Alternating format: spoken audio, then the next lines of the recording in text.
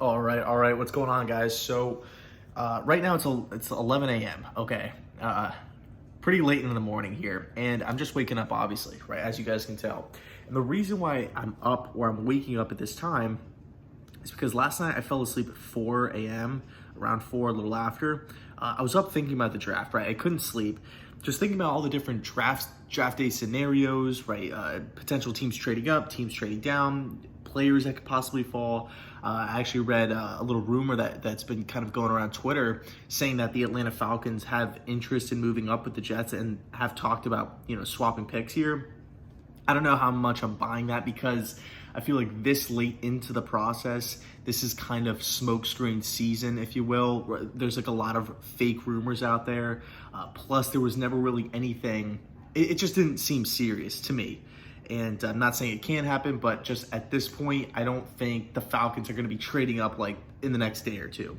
I do think they're interested, but it kind of begs the question, who would they be coming up for? It's spot number 11. It's not going up to the top 5. Do they have their eyes maybe set on like a Justin Herbert potentially falling, a Jordan Love, or maybe like a Javon Kinlaw, because I do know they need defensive tackle help, but it's beside the point. The point is, I had a hard time falling asleep last night because of all the different scenarios, right? Thinking about all the different prospects, and I just kind of wanted to preface and flush, like really just kind of give you guys my overall thoughts on the entire thing and what's going to happen, okay?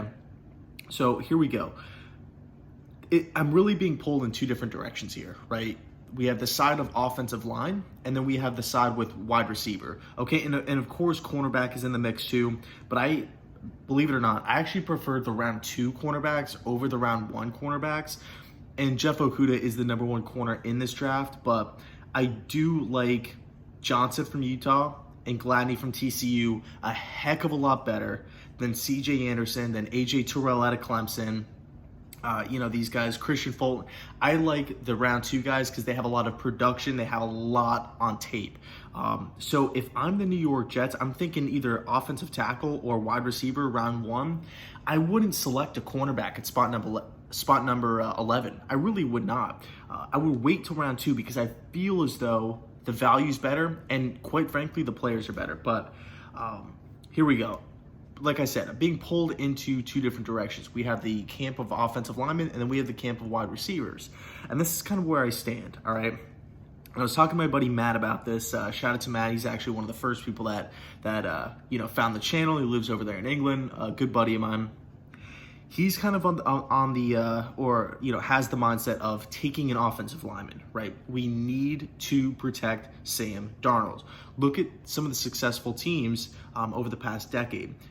All of the successful teams that have made Super Bowl pushes, that have went deep into the playoffs, like the Saints, like the most recently the Chiefs, like the Patriots, seemingly year after year, those Denver Broncos years, all of those teams, Pittsburgh Steelers, all of those teams had fantastic offensive line play. You don't necessarily need, big money guys, superstars at running back, superstars at wide receiver. If you could just protect the quarterback, and if your quarterback is competent, he's going to distribute the football. He's going to get the football to playmakers. You can always trade for a guy middle of the season. Wide receivers are kind of a dime a dozen. And he's kind of in the mindset of, we need to protect Sam Darnold. We need to give the former third overall pick, a chance, an opportunity to shine. We got to do it. Okay, we've added some nice guys, Greg Van Roten, bringing back Alex Lewis, Connor McGovern. Of course, we're getting better here, but we don't have the game changer. We don't have the guy on the outside that's really going to make a difference. And yes, we added George Fant as well, but some of these guys in the draft are top-notch guys, right? Andrew Thomas, Mekhi Becton, even though he's more kind of based off potential, as opposed to production, obviously. Tristan Wirfs is another guy, and then of course Jedrick Wills, probably my favorite guy in the class right now. But he's kind of in that camp. We need to protect Sam Darnold. Okay, we need to open up holes for Le'Veon Bell in the run game. And then in my head, I'm thinking, I just cannot get over the fact, or I can't get over the New York Jets passing on a wide receiver, right? A guy like Jerry Jeudy, a guy like CeeDee Lamb, right? My favorite wide receiver in the class, CeeDee Lamb, or even a Henry Ruggs. I know I've mentioned Henry Ruggs a little bit before in the past, and I've got some negative comments about Ruggs. But in all honesty, when you watch him on tape, he's more than just a Robbie Anderson speed guy down the field. This guy makes contested catches. This guy's not afraid to get hit. He's not afraid to go over the middle of the field. So we have options, okay? And yes, you can push back at me and say, hold on just a second. You just said that you wouldn't take a corner in the first round. You would take a corner in the second round because there's good, valuable corners available, right? Or, like Gladney and Johnson and these guys. And even... sorry about that. My phone ended up dying. But pretty much the point I was trying to make was earlier in the video, I said that I wouldn't take a cornerback in the first round because of the depth in round 2. You can make that same exact argument to me about the wide receiving position, right? You could say, why take Lamb? Why take Judy? Why take Ruggs when we could go get a KJ Hamler out of Penn State in round 3? We could go get a Jalen Reagor out of TCU in round 2, or a Denzel Mims, even though I feel like Mims will be a draft day riser and will be a first round pick when it's all said and done.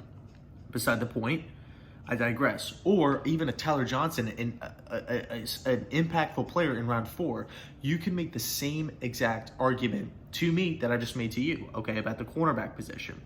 But here's kind of what I kept getting at last night, right? Like anytime I would try to make progress about taking an offensive lineman or seeing how an offensive lineman could fall, I kept coming back to this realization. Even though there's 4 great offensive linemen on, or I don't want to say on the board, but in this draft, Mekhi Becton out of Louisville, Andrew Thomas out of Georgia, Tristan Wirfs out of Iowa, and of course Jedrick Wills out of Alabama, even though there are 4, and in any other draft, you can sit there and say, there's 4 stud offensive linemen, we're sitting there at spot number 11, like, yeah, we're guaranteed to get one, okay? Especially when the first 2 picks are pretty much locked in, like set in stone with Joe Burrow and Chase Young. You got to be sitting there thinking to yourself, like, okay, well, now we only have to survive 8 selections or 9 selections to get an offensive lineman. There's no way 4 of them are going to go. There's no way. But when you actually start breaking down the teams that are sitting in front of the Jets, it's becoming a very, very scary and real possibility that none of these guys are going to be available for the Jets, for the Jets taking. Okay, it's rearing its ugly head about the moves that these teams made in front of us throughout free agency allow these teams to now take the best available players. Now they allow these teams, or the moves that these teams have made, like, for example, DeAndre Hopkins getting added to the Cardinals. Wide receiver was this team's probably the biggest need. Okay, the biggest need. And you already have some good ones. Andy Isabella, Larry Fitz, Hakeem Butler coming back from injury out of from Iowa State, Christian Kirk. They had some guys, but they lacked the number 1 playmaking wide receiver. So in a lot of mock drafts, in a lot of people's heads, you were thinking, okay, Jerry Jeudy, CeeDee Lamb, Henry Ruggs, possibly, probably not. More so Lamb, because he has the experience with that system. He has the experience with Kyler Murray. But now it's looking like there's no way the Cardinals are going to take a wide receiver with that first or that top 10 pick, right? And when you start breaking it down team by team, I think the teams that need offensive linemen, those are the teams that made moves. Okay, like I've seen reports like the New York Giants are in love with Jeffrey Okudah. Well, they went out and they spent a pretty big contract on James Bradbury, right? A $40 million range, 3-year contract. He's obviously in the plans. He's not just a depth player. And when you really just start looking at it, like boom, like going by team by team by team by team, we're going to get to the Jets at spot number 11 and you're like, wow, there's no offensive lineman left. So that was the realization that I was making. But here's the beauty of it. Okay, here's the silver lining, if you will. I'm looking at the Jets right now at spot number 11 with a lot of holes on this roster, right? A lot of vacancies. Edge rusher being another one, cornerback being another.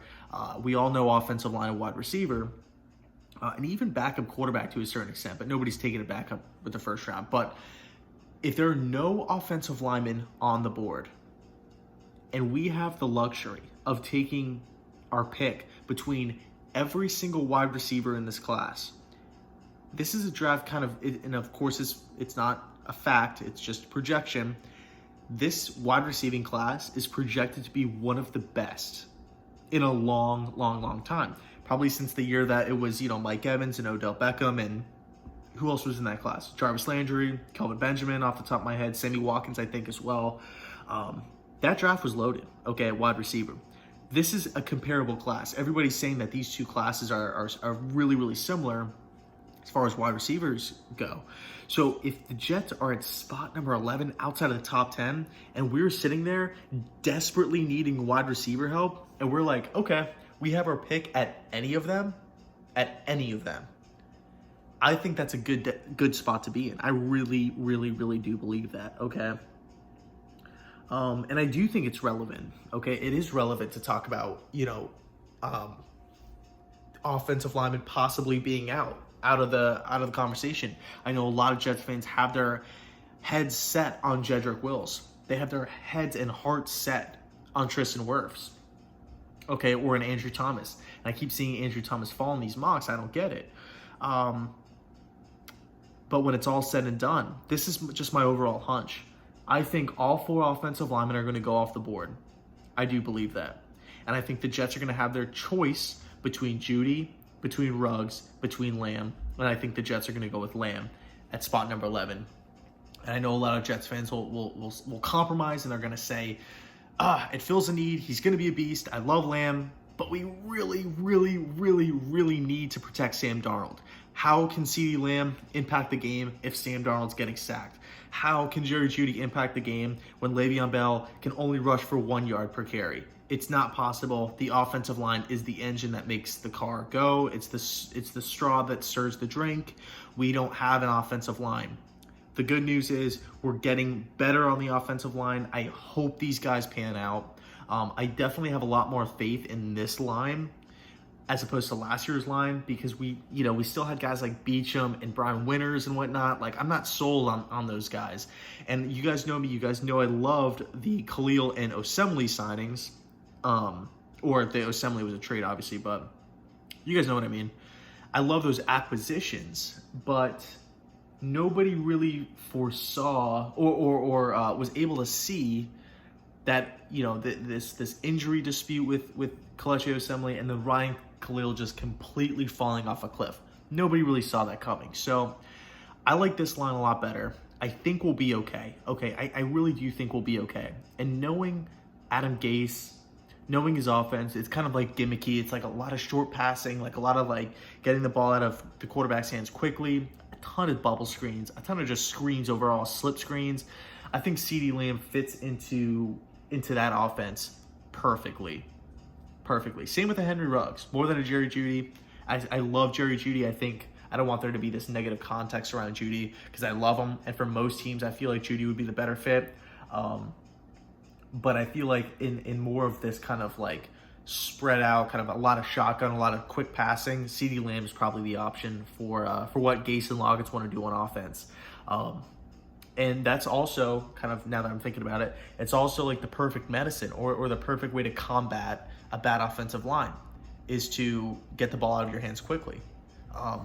It's one of the things why Tom Brady never gets sacked. Yes, you could say he has a great O-line, but when you actually watch the Patriots, not so much this past year, but like in years past when it was more, the game was more under center, it was all 3-step drops, right?